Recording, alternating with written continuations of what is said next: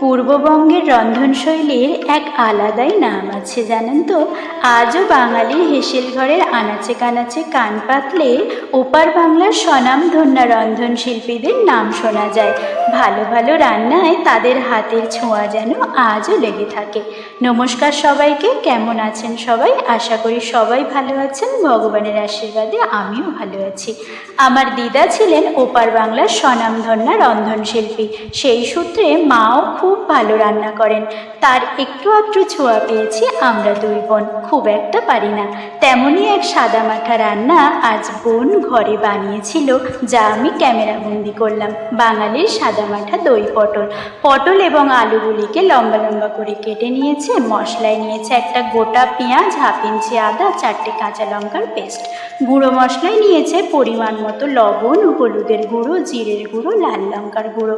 ফোড়নের জন্য নিয়েছে গোটা জিরে, 2টো শুকনো লঙ্কা, দারচিনি, এলাচ, লবঙ্গ। কড়াইতে তেল গরম করে আলু এবং পটলের লম্বা পিসগুলোকে লবণ এবং হলুদের গুঁড়ো মিশিয়ে লাল লাল করে ভেজে নিতে হবে।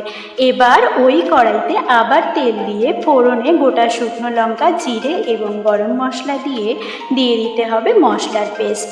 ভালো করে মশলা কষানো হয়ে গেলে ওরই মধ্যে দিয়ে দিতে হবে আগে থেকে লবণ এবং মিষ্টি দিয়ে ফেটিয়ে রাখা টক দই।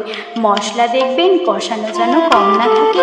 মশলা কষানো হয়ে গেলে ওর মধ্যে ঢেলে দিতে হবে আগে থেকে ভেজে রাখা আলু এবং পটল।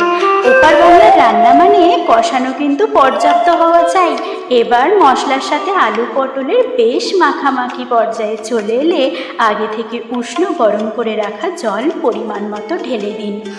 বেশ ঝোল ফুটে এলে এবার আপনার রান্না প্রায় সম্পূর্ণ। উপর থেকে ঘি, গরম মশলা আর কাঁচা লঙ্কা কুচি ছড়িয়ে দিন। রেসিপিটা কেমন লাগলো অবশ্যই জানাবেন। নমস্কার, সবাই ভালো থাকবেন।